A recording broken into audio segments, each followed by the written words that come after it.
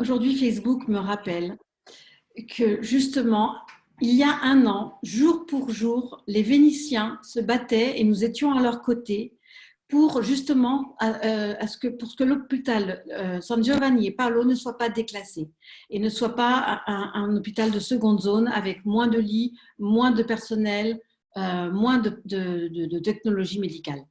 Donc ce combat-là, tous ensemble, on l'avait gagné et l'hôpital n'avait pas été déclassé. La région était revenue sur sa décision. Et on voit bien aujourd'hui combien nous avions raison. Nous avions entièrement raison de se battre parce qu'il était vital pour l'ensemble des citoyens de Venise, du centre historique et des îles qui sont tout autour, d'avoir un hôpital proche de leur domicile.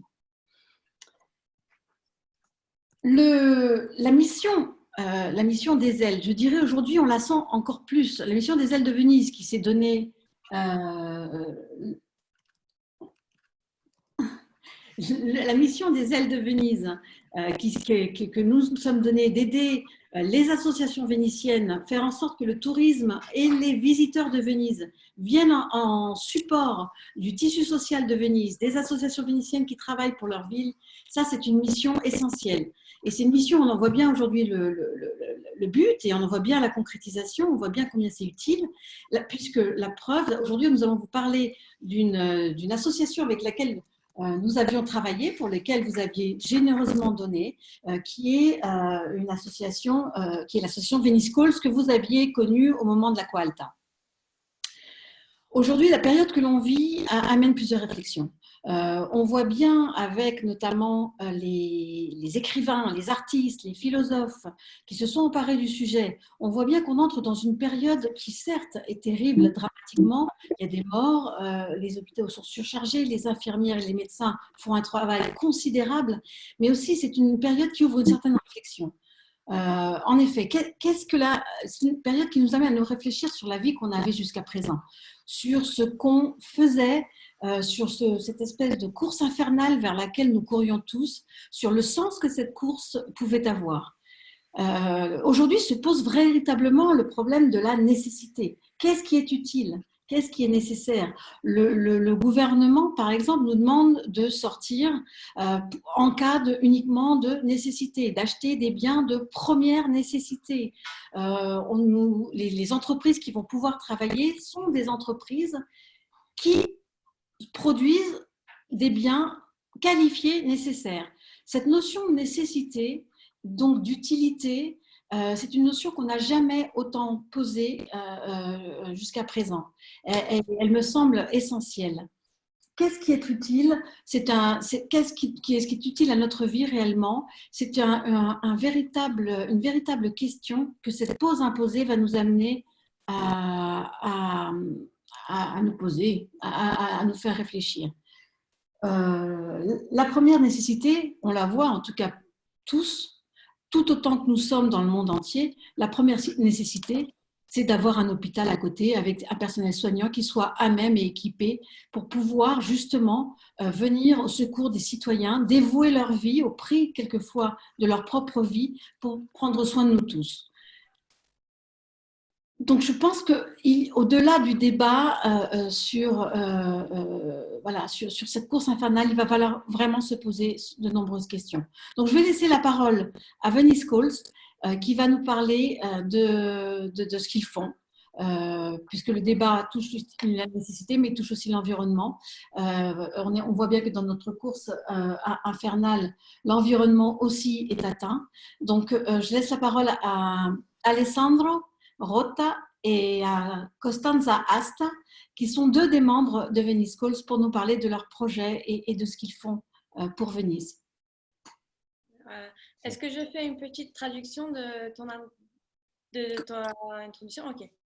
Non, je pense. Bon. Ok, salve a tutti, mi presento. Mi chiamo Alessandro Rota e faccio parte appunto dell'associazione Venice Calls. Vi voglio raccontare un po' di quello che siamo, diciamo. Siamo un'organizzazione no profit che è nata nel 2018 dall'idea, diciamo, di un gruppo di amici semplicemente che poi si è allargato e che intendevano dare vita a questo progetto che era un progetto che intendeva, diciamo, tutelare il territorio lagunare, ma non solo, fosse in grado di creare occasioni di ritrovo per la comunità giovane che magari si sta perdendo e valorizzare concetti come sostenibilità, territorio, comunità, innovazioni. Abbiamo iniziato semplicemente facendo qualche clean up, quindi qualche intervento di raccolta della plastica, chiamando anche i ragazzi più giovani, ma non solo, anche associazioni più anziane, diciamo, che già facevano altri tipi di attività come la Voga Longa o altri tipi di cose, hanno collaborato con noi e ci hanno aiutato dove possibile con appunto strumenti, imbarcazioni. Se puoi fare un piccolo riassunto, poi vado avanti, diciamo. Alors, Alessandro parle de Venice Call, qui est une organisation qui n'a pas un fin lucratif, qui est née en 2018 d'une idée d'un groupe d'amis qui avait cette idée de faire donner vie à un projet qui aide à gérer un peu le territoire de Venise, qui est commencé comme même un peu différent du reste et qui est un peu délicat. Et qui puisse amener ensemble les citoyens et pour les aider à commencer des projets quand même nouveaux qui ont tous le même but d'aider la ville. On est né au début, on faisait des opérations pour nettoyer les zones où il y avait le plus de débris et de plastique. Et puis on a organisé des nouveaux projets comme des conférences et on a participé dans les écoles pour quand même parler aux plus jeunes qui seront un peu le futur de Venise et l'avenir de Venise et pour les inciter à participer un peu plus activement à la vie de notre ville. Perfetto, e appunto il 12 novembre, come ricordava, se non sbaglio di capire prima Isabel, abbiamo cercato come tutti di fare, diciamo, la nostra parte dove possibile e nei limiti di legge, tra l'altro, perché essendo appunto un'associazione comunque molto giovane ci siamo scontrati con quelle che sono ad esempio le tutele, le garanzie che bisogna fornire ai volontari o anche cose più semplici, ad esempio fornire materiali adatti ai volontari per intervenire talvolta dove le situazioni sono più pratiche e meno diciamo dialogiche, non c'è molto una discussione da aprire, ma semplicemente appunto da tirarsi sulle maniche, entrare nella chiesa e con il secchio tirare sull'acqua, ad esempio, in quel caso. Quindi in quell'occasione io personalmente ho conosciuto Isabel e abbiamo cominciato a raccogliere il fondo che stanno portando avanti da allora, con il quale appunto pensiamo e abbiamo la volontà e hanno la volontà di a partecipare e aiutare per questo crowdfunding per l'ospedale. Se vuoi un attimo riassumere. Donc, le 12 novembre, on a essayé de faire notre partie dans les mesures du possible et dans les limites de la loi pour aider après l'Acqua Alta, donc la montée des eaux. Et c'est là où on a été contacté par Isabelle et on a commencé à travailler avec son association qui ont en fait soutenu notre cause et celle de Venise en nous aidant à collecter des fonds qui nous ont permis de fournir le matériel le plus adéquat qui nous a aidés pendant les interventions pendant l'Acqua Alta. In questa situazione particolare odierna del coronavirus che tutti stiamo subendo, anche qua per quanto ci è possibile stiamo cercando di collaborare con Generazione 90 che aveva già avviato un progetto di aiuto per gli anziani per fare la spesa in particolare. E parallelamente avevamo pensato e stiamo pensando ancora di organizzare in questo periodo proprio delle videoconferenze 3, ne stiamo pensando per ora live, per approfondire tematiche come quelle che affrontiamo di solito, quali la località, la sanità, gli effetti ambientali e aspetti socio-economici magari, per quando i relatori potranno permettercelo. E siamo anche attivi sui social media, cerchiamo appunto di fare la nostra parte e infatti tra le altre cose siamo qua con Isabel proprio per questo, quindi questo è un po' il punto. Se vuoi riassumere poi finisco. En fait, dans cette situation très difficile, pendant le coronavirus, Venice Cause a collaboré avec une autre association vénitienne qui s'appelle Generazione 90 pour aider les personnes plus en difficulté et les personnes plus âgées à faire leurs courses et qu'ils puissent avoir tout ce qu'ils ont besoin sans se mettre en difficulté en sortant. De plus, dans cette période, on va essayer d'organiser 3 vidéoconférences pour approfondir un peu plus la situation du virus en fonction des perspectives qu'on a pour le futur et sur la gouvernance locale de la santé, comme Isabelle a dit avant, l'effet de l'environnement et les aspects socio-économiques de la ville. En parallèle, même sur les réseaux sociaux, on soutient une campagne de collecte de fonds et de conseils un peu sur les films et sur les livres à voir pendant cette période de quarantine. Allez.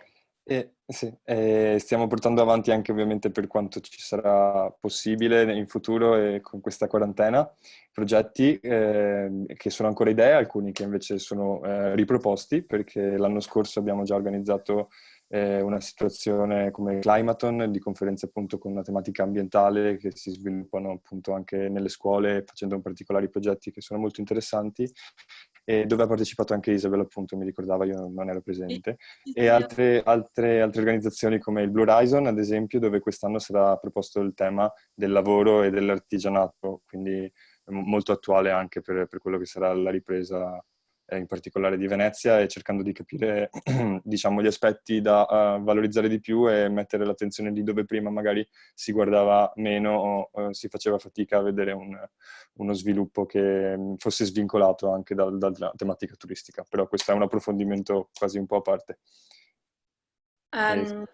Également, on a réalisé des idées pour les projets pour l'année 2020, comme un projet de podcast et de la plantation des arbres, et Clean Up et le Blue Horizon Day, où cette année, on fera plusieurs conférences et on proposera le thème du travail, surtout en se focalisant sur l'artisanat.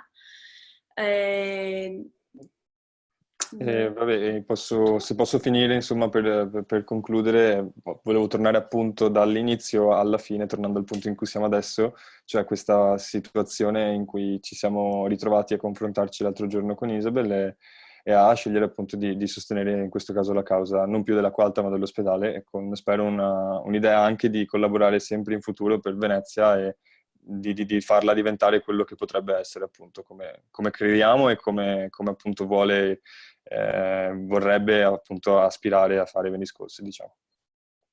Grazie. Donc, pour revenir à ce qu'il disait au début, dans cette situation très difficile, on a pensé avec Isabelle aussi de se rejoindre pour essayer de, pas plus en se concentrant plus sur la question de la Qualta, mais en se focalisant sur ce qui est la santé, ce qui est la situation de notre hôpital, en essayant d'aider Venise pour le moment, mais aussi de maintenir les liens pour le futur et continuer à travailler pour cette ville pour qu'elle puisse démontrer d'être ce qu'elle est en fait.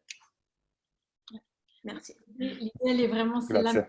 Merci Alessandro et merci Costanza. L'idée est vraiment celle-là. On veut essayer de travailler avec vous, directement avec les Vénitiens, sur les projets que vous jugez aussi utiles pour la ville. On voit bien qu'on avait réussi à mobiliser de notre côté pour la Qualta. Les gens avaient été assez généreux au niveau des ailes, et qu'une partie de ce qu'on avait récolté avait servi à acheter du matériel.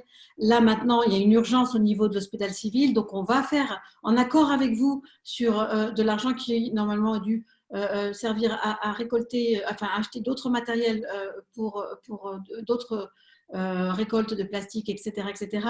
Une partie de l'argent, on va faire un don à l'opération qui va en accord avec vous, avec l'opération qui a été faite et lancée par Mathia, à qui je vais passer la parole. Mathia, qui a 26 ans et qui, sans travailler directement à l'hôpital, a décidé de lancer un crowdfunding pour l'hôpital San Giovanni e Paolo. Et Mathia, si tu veux bien nous expliquer, et Costanza nous aidera à traduire. Ok. Allora, ciao a tutti e intanto grazie Isabel per avermi invitato qui e grazie anche ai ragazzi di Venice School per aver partecipato a questo progetto, appunto. Allora, io sono appunto Mattia e sono il creatore dell'iniziativa appunto per la raccolta fondi dell'ospedale civile. Allora, l'ospedale civile l'11 marzo praticamente ho creato sulla piattaforma GoFundMe questa appunto raccolta fondi. Dopo qualche giorno ha già avuto una risposta molto positiva da parte delle persone, dei veneziani specialmente, che appunto iniziavano già a donare anche abbastanza somme importanti per l'ospedale. Se vuoi, Costanza, tradurre, dopo, se no... Ok, j'ai un peu des problèmes de connexion, donc je suis pas sûre d'avoir tout entendu, mais en fait, Mathieu est celui qui a lancé le programme pour le GoFundMe pour donner de l'argent à l'hôpital. Et il a eu beaucoup de réponses en ligne sur le site qui a lancé en expliquant en fait qu'il faut soutenir notre hôpital qui est notre lien principal avec la santé à Venise. Perfetto. Appunto con questo feedback che ha avuto insomma, un aspetto positivo, mi ha contattato un neurologo dell'ospedale invece di Vicenza. Vicenza è una città abbastanza vicina a Venezia, appunto che questo neurochirurgo veneziano, opera a Vicenza ma è veneziano, si occupa di un'associazione di medici infermieri che si chiama appunto Obiettivo Ippocrate. Lui mi contatta e mi cerca comunque sia di supportarmi, mi ha dato dei consigli molto importanti e mi consiglia fin da subito di associarmi ad una Onlus perché appunto la raccolta prendesse più forma e comunque sia fosse molto più sicura, ecco, anche per le persone poi che volevano donare. Così infatti mi introduce all'interno di un gruppo WhatsApp dove ci sono praticamente una rete di professionisti, non solo medici, infermieri, ma anche architetti, insomma del veneziano, dove appunto tramite conoscenze di ogni tipo mi hanno fatto conoscere la fondazione Elena Trevisanato Onlus, alla quale poi ho chiesto una collaborazione, loro molto gentilmente hanno voluto prendere parte e appunto abbiamo creato questa collaborazione per ingrandire ancora di più la raccolta e crearla anche non solo sulla piattaforma GoFundMe, ma quindi spostarla anche all'interno della stessa fondazione con un IBAN, un conto corrente appunto dedicato alla donazione. Ecco. Tu as pu entendre Costanza ou... Oui, je pense avoir pu entendre la majorité. Donc, il a été contacté par un neurologue de Vicenza, qui est une ville assez près de Venise, mais en fait, il est vénitien, mais il travaille là-bas, qui s'occupe d'une association de médecins qui a parlé à Mattia et lui a dit s'associer à une... Je ne sais pas si on dit le même en italien qu'en français. Caritative, on dit, ouais. Association caritative. Qui a fait que cela puisse rendre plus, mettre en sécurité en fait le lien pour le passage de l'argent. Et comme ils l'ont introduit dans un groupe WhatsApp où il y a beaucoup de gens qui travaillent et vivent à Venise et qui fait toutes sortes de travail. Et ce groupe l'a mis en contact avec l'association Elena Trevisanato Onlus. Ce qui a permis d'ailleurs au crowdfunding d'avoir beaucoup... Après, ça s'est un peu bloqué. Oui, non, ce qu'il disait, c'est que ça, du coup, ça avait permis de donner une ampleur beaucoup plus importante à son opération de crowdfunding. Oui. Dans le cadre, voilà, il y a la portée de l'association elle-même qui fait que du coup, il a réussi. Mattia, est-ce que tu sais, enfin, tu dois le savoir certainement, les premiers, quels sont le principal matériel qui va être utilisé avec le crowdfunding que vous avez, avec l'argent que vous avez récolté grâce au crowdfunding? Qual è il materiale? Ok, Qual è sì, il materiale principale che è stato ho capito. Allora, sì, i primi materiali che l'ospedale appunto chiedeva, i medici sanitari chiedevano, sono i DP, praticamente i dispositivi di sicurezza appunto che avevano o non avevano, comunque in maniera abbastanza scarsa. Sono dei dispositivi come mascherine, visiere o anche le tute complete per poi proteggersi appunto dal virus. Queste mascherine sono mascherine usa e getta praticamente, invece si trovano comunque costretti, per mancanza appunto di questi dispositivi, a riutilizzare queste mascherine. Ok, perfetto. Sono appunto queste mascherine, eccoli qua vediamo praticamente tutti gli infermieri e i sanitari dell'ospedale civile. Appunto grazie già alle donazioni che sono state effettuate siamo riusciti ad acquistare alcune mascherine appunto che verranno presto donate all'ospedale, FP2 e FP3, e mascherine chirurgiche, quindi sono differenti in base al filtro che posseggono appunto. Ecco, poi noi cerchiamo sempre di... pure scusami Costanza, scusami. No, se vuoi andare avanti, tranquillo, Ah, ok, perfetto. No, appunto, noi cerchiamo appunto sì, di recuperare mascherine, ma ecco, se ci riuscissimo anche vorremmo un po' allargarci con bombole di ossigeno, che sappiamo che anche quelle insomma sono dei materiali che scarseggiano, anche perché molte persone si trovano anche a casa, cioè sono in isolamento a casa, non per forza in ospedale, ma hanno comunque sia bisogno di bombole di ossigeno appunto per respirare meglio, perché ecco, sappiamo che il virus crea problemi polmonari e quindi faticano a respirare. Vado. Sì.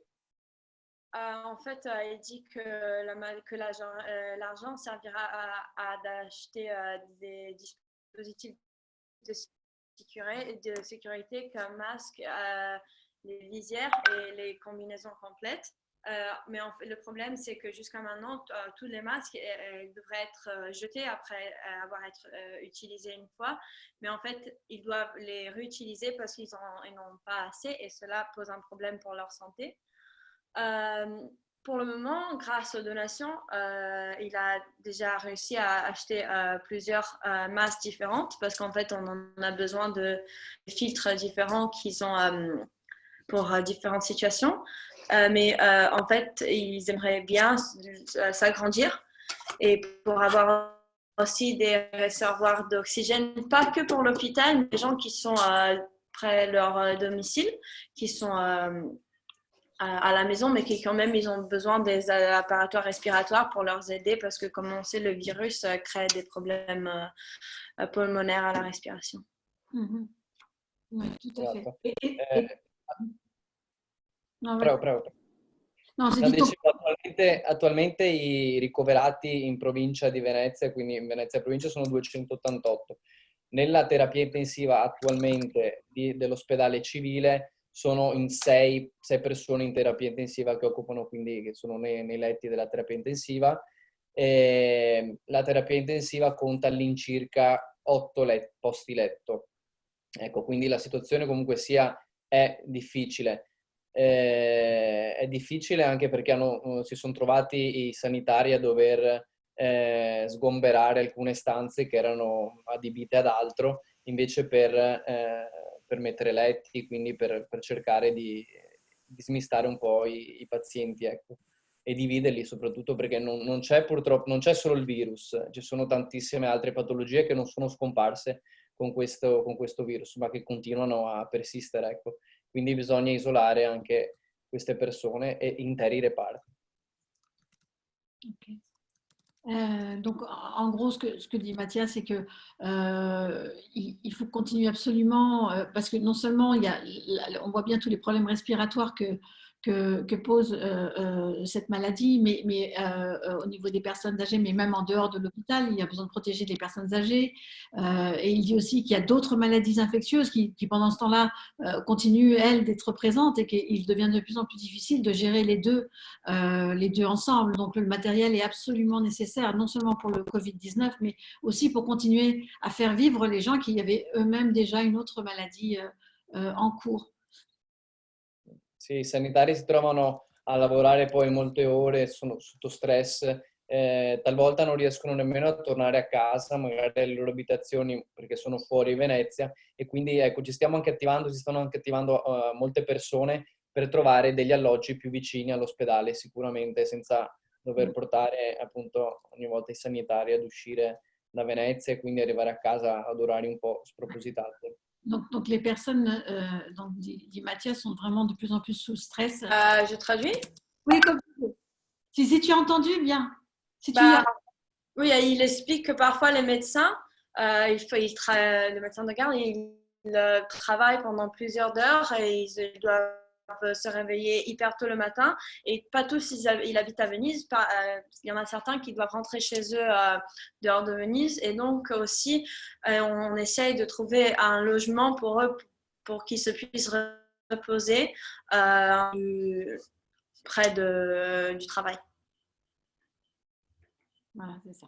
Donc nous, nous allons, donc après la donation qui va être faite au nom des Ailes de Venise et de Venice Calls, sur le lien que nous allons mettre sur notre page, qui est le lien qui est vers le crowdfunding qu'a initié Mattia Carlon. Donc nous ouvrons en quelque sorte de notre côté, hein, du côté France, par cette donation. Mais nous ouvrons aussi, du coup, en mettant ce lien, nous ouvrons toutes les personnes qui veulent donner, qui sont à l'étranger et qui veulent donner pour l'Ospedale Civile San Giovanni e Paolo, et pour qu'on puisse tous se retrouver prochainement, rapidement, et profiter de Venise et tous en bonne santé. Voilà, parce que cet éloignement commence à devenir pesant et on a vraiment tous envie de se retrouver, quoi. Et devant l'hôpital, en plus, il y a 2 super cafés. Voilà, on a vraiment envie que les choses se passent le mieux possible et on fera tout pour.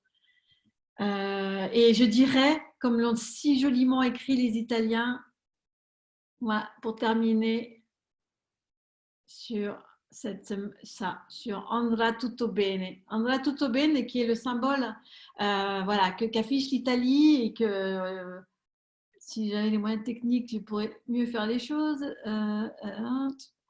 Et voilà, c'est le symbole qu'affiche l'Italie en ce moment, que nous, on suit à fond, parce que andrà tutto bene et tout ira bien. C'est vraiment ce qu'on nous souhaite à tous. Donc, rester à la maison, on voit bien que c'est indispensable. Io sto a casa, je reste à la maison, ich bin zum Haus, non, je ne sais pas comment on dit. Voilà, il faut vraiment suivre et faire notre maximum pour donner du sens et donner de notre énergie à ce qui est vraiment utile, comme on disait en début de conférence. Donc, je vous dis à bientôt pour une prochaine conférence sur un autre thème, toujours résistons ensemble. Et voilà. Donc, ciao, ciao. Et donc, le lien, vous le retrouverez sur la page des Ailes de Venise, le lien vers le crowdfunding de Mattia. Merci, Mattia, pour ton initiative. Grazie a voi, grazie Isabel, grazie Venice Call e grazie a tutti quelli che vorranno partecipare anche solo con una piccola donazione per il nostro ospedale e per i nostri sanitari. Grazie mille, vi ringraziano ovviamente anche loro. Ok, ciao. Désolée pour la connexion, on fera mieux la prochaine fois. Voilà. Merci à tous et à bientôt alors. Ciao, ciao. Merci.